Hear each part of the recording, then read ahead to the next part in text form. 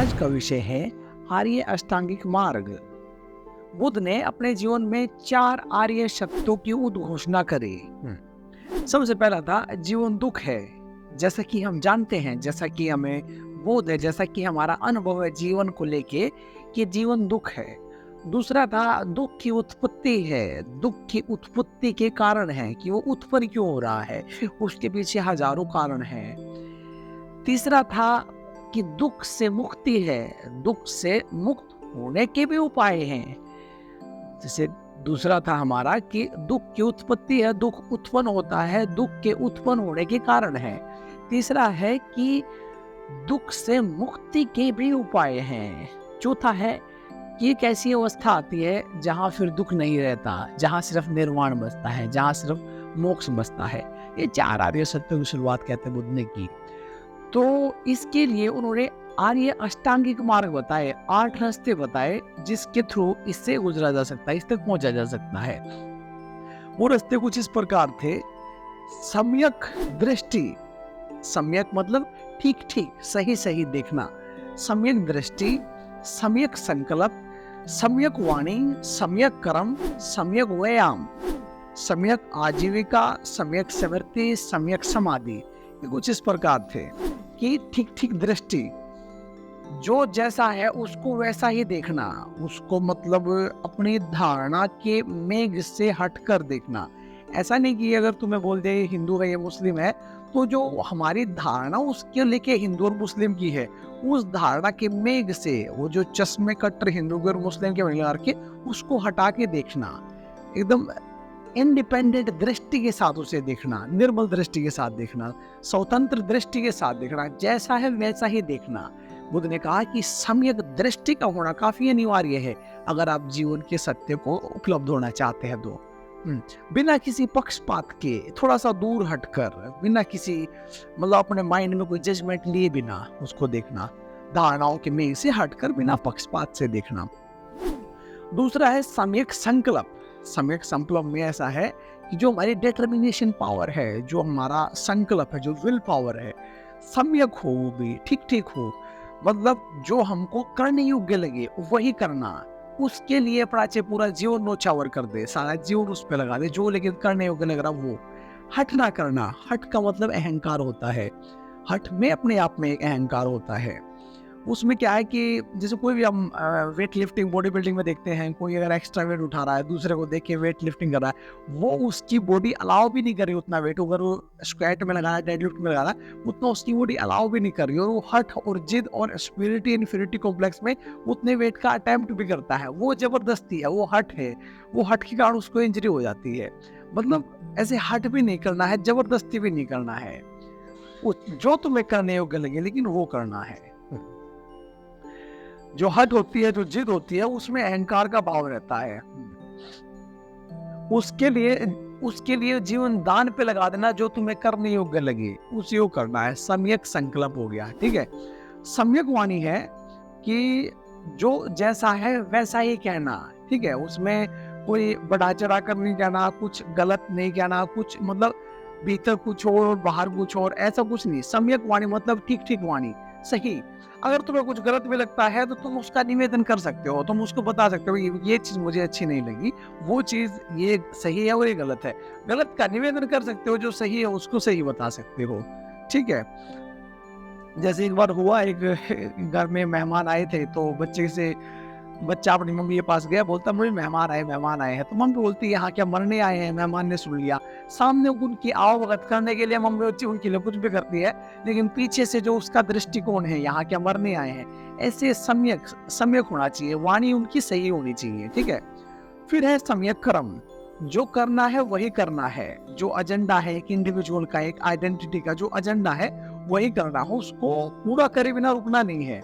मतलब ऐसा नहीं होना चाहिए कि तुमने यहाँ आधा कर्म करने लगे और ये अधूरे में जाके रुक गया, यहाँ एक दीवार खड़ी करी, एक मकान बनाने लगे, वो आधे में जाके रुक गया, वहां एक कुआं खोदा, उसको आधा वहीं पे छोड़ दिया। कर्म पूरा कोई ना कर पाए, सारी यात्राएं अधूरी की अधूरी रह गई, उनको पूरा नहीं कर पाए। सम्यक कर्म, जो करना है वही करना है। अपना माइंड पहले क्लियर करे कि मुझे करना क्या है, फिर उसी को पूरा करना है, मतलब फिर उसी संकल्प के लिए अपना जीवन न्यौछावर कर देना है। सम्यक कर्म।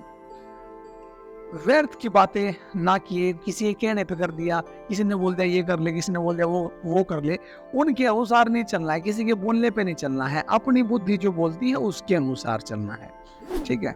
सम्यक आजीविका, सम्यक आजीविका में कहते हैं कमाने खाने के लिए और रोजी रोटी के लिए हमारा जो आजीविका, जो प्रोफेशन हम चुनते हैं, वो प्रोफेशन भी इंसानियत के भले में हो, मतलब उसको भी ह्यूमैनिटी के पक्षपात में हो। ऐसा ना हो जैसे अभी कसाई का काम है, अब किसी की जान लेने से अगर हम अपना पेट भर रहे हैं तो वो चीज, वो सम्यक आजीविका नहीं है।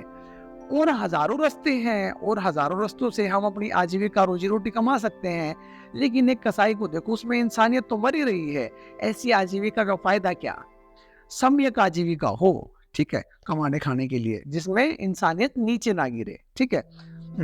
वकील को देख लो, जैसे वकील भी ऐसी कसाई होता है। फिर है उसके बाद सम्यक व्यायाम, ना ही व्यक्ति तो कर्मठ हो ज्यादा और ना ही व्यक्ति तो आलसी हो ज्यादा। ना तो आलसी व्यक्ति पहुंच पाता है क्योंकि वो यात्रा को शुरू ही ना करता, वो पड़ा रहता है परमाद में, आलस में पड़ा रहता है, वो यात्रा को शुरू ही नहीं करता, आलस में ही ग्रस्त रहता है। और जो कर्मठ होता है, जो एक्स्ट्रा ऑर्डिनरी और ज्यादा ही एक्टिव होता है, वो वहां पे रुकता ही नहीं है जब मंजिल आ जाती है।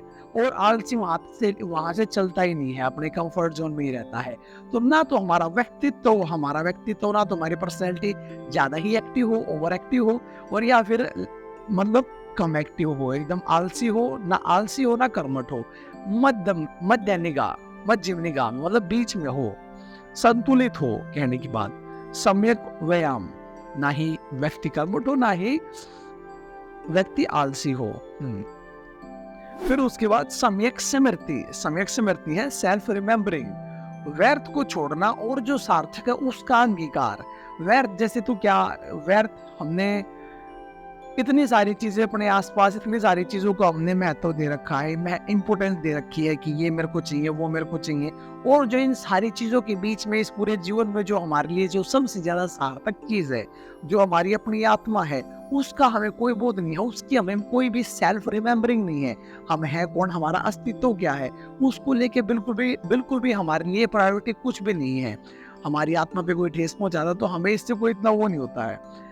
दूसरा क्या है इसमें कि आत्मा का हमारा जो स्वयं का सार्थक और सम्यक, जो हमारा अपनी स्मृति है, सेल्फ रिमेम्बरिंग है, उसको छोड़ के बाहर के पत्थर ठीकरों को इकट्ठा किए जा रहे हैं, उनका ढेर पे ढेर लगाए जा रहे हैं। वो यही रह जाएंगे मृत्यु के समय में, सब यही का ये रह जाएगा, जाएगी तो ये आत्मा जाएगी।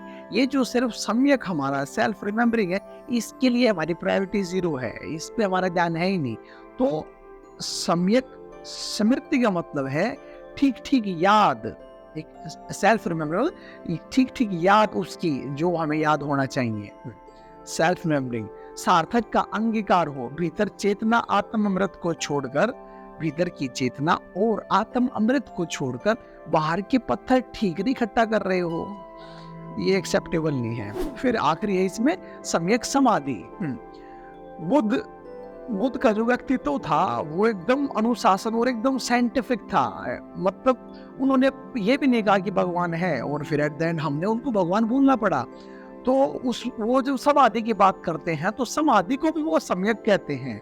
सम्यक मतलब समाधि, तो समाधि उसमें सम्यक का क्या, सम्यक का मतलब समाधि भी अलग अलग प्रकार की होती है। जैसे जड़ समाधि है, तुम गांजा पी लो, अफीम पी लो, बुद्ध के समय में भी ये काफी रहे थे, ये बोले कि भक्त जो बोलते हैं आयत प्रसाद उसका, उस समय भी 2500 साल पहले भी ये चीज थी। बुद्ध ने इनका बड़ा विरोध किया, बोले हाँ ठीक है, ये गांजा ये अफीम, इससे थोड़ी देर के लिए आनंद उपलब्ध होता है, तुम भूल जाते हो, मन वहां पे नहीं है, लेकिन तुम मन से ऊपर नहीं उठे हो, तुमको बोध नहीं है, तुम उल्टा नीचे गिर गए हो, तुम गहरी निद्रा में चले गए हो। जागृत सौपन सुसुप्ति है, तुम सौपन में तो नहीं हो, सौपन नहीं देख रहे, जागृत में नहीं हो, तुम सुसुप्ति में चले गए और तुम्हें बोध भी नहीं है, तुम जानते भी नहीं कि तुम इस दशा में हो, तुम्हें पता ही नहीं है उस चीज का। वो जड़ समाधि है, उसका बुद्ध ने बहुत विरोध किया। वो जो बोलेंगे भक्त है, वो जो गांजा, और ये जो जड़ समाधि है, मन से तो मुक्ति है, ये बात ठीक है, लेकिन रिमेम्बरिंग नहीं है, उसका बोध नहीं, उसकी अवेयरनेस नहीं है कि हाँ अब मैं मन से मुक्त हूँ और ये मुझे बोध है, अवेयर है, अवेकन नहीं है उस वक्त में, वो जड़ है, वो एकदम डेड हो गया, उसको कुछ भी नहीं पता। फिर जब उठेगा तो तरोताजा उठेगा, वो तो स्वाभाविक बात है, लेकिन वो समाधि का कोई मूल्य नहीं है, वो 2 कौड़ी की समाधि है, उसका कोई उतना तात्पर्य नहीं है। बुद्ध बोलते हैं तुम्हारी याद बनी रहे, तुम्हारा बोध बना रहे, तुम होश पूर्वक मन से ऊपर उठ सको।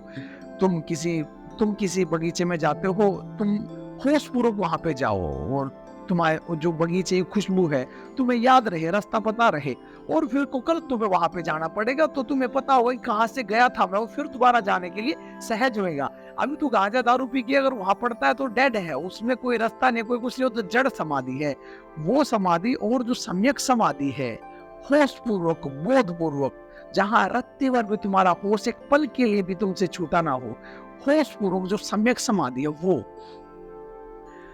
जड़ जड़ जड़ समाधि का काफी विरोध किया बुद्ध ने। क्षणभंगुरता और शाश्वत। जागृत समाधि, होश पूर्वक समाधि। तो ये कुछ 8 आर्य अष्टांगिक मार्ग बताए थे बुद्ध ने। सम्यक दृष्टि, सम्यक संकल्प, सम्यक वाणी, सम्यक कर्म, सम्यक आजीविका, सम्यक व्यायाम, सम्यक स्मृति, सम्यक समाधि, सम्यक कर्म। ये 8 रास्ते बताए थे किस चीज के लिए? कि जीवन दुख है, दुख की उत्पत्ति है, दुख की उत्पत्ति के कारण है, और दुख से मुक्ति है, और फिर एक ऐसी अवस्था है जहां पे दुख बचता नहीं है, जहां पे सिर्फ और सिर्फ आनंद बचा।